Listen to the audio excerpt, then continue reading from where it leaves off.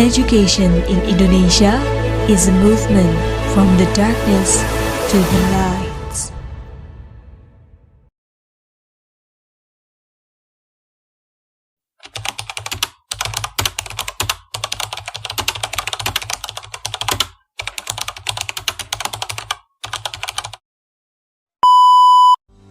Assalamualaikum warahmatullahi wabarakatuh. Salam dan bahagia.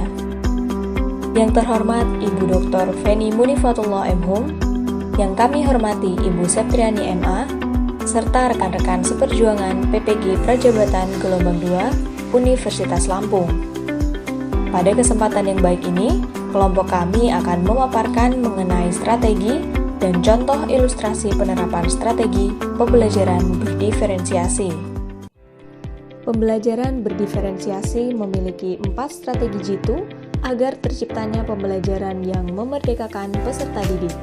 Di antaranya, strategi konten atau isi, strategi proses, strategi produk, dan strategi lingkungan belajar. Keempat strategi tersebut harus mempertimbangkan hasil pemetaan kebutuhan belajar peserta didik, yaitu berupa kesiapan, minat, dan profil belajar para peserta didik.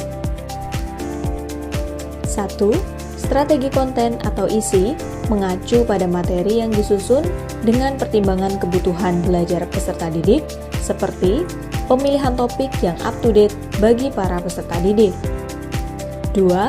Strategi proses, yaitu mengenai serangkaian kegiatan bermakna atau kegiatan yang berhubungan dengan materi yang sedang diampunya.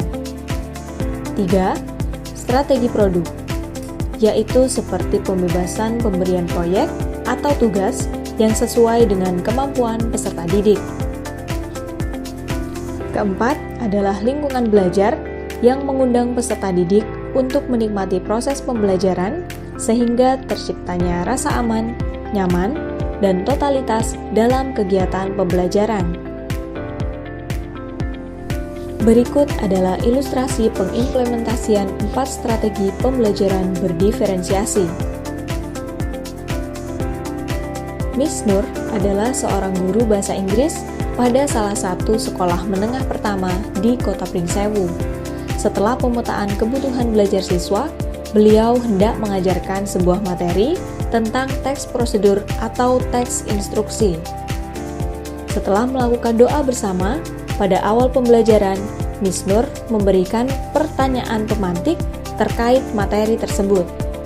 Lalu, beliau pun memaparkan contoh teks prosedur yang kali ini tentang bagaimana cara mengunggah video di fitur Reels Instagram dengan baik.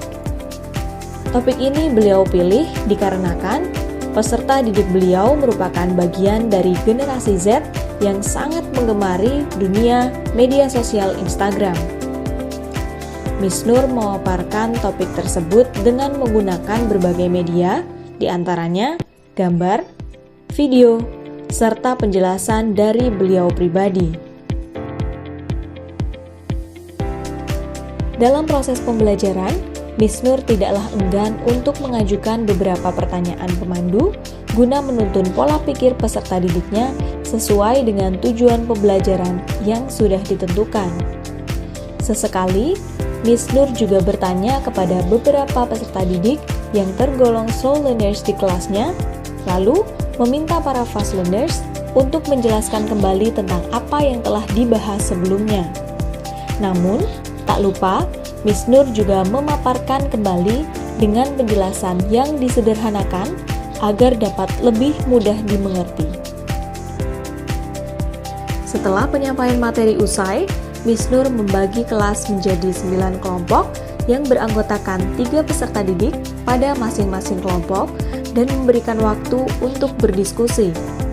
Sebelum memulai diskusi kelompok, Miss Nur terlebih dahulu meminta para peserta didiknya untuk menyusun tempat duduk yang strategis guna melakukan sebuah diskusi kelompok.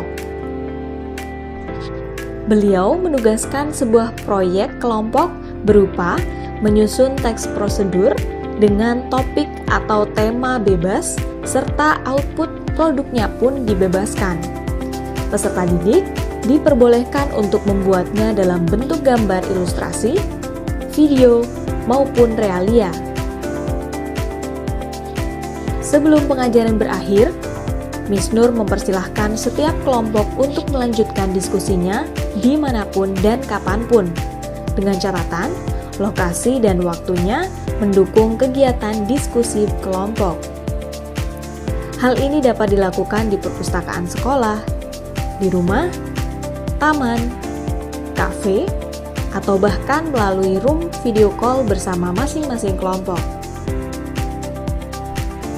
Sekian pemaparan dari kelompok kami. Terima kasih atas perhatiannya dan kami akhiri. Wabillahi taufik wal hidayah.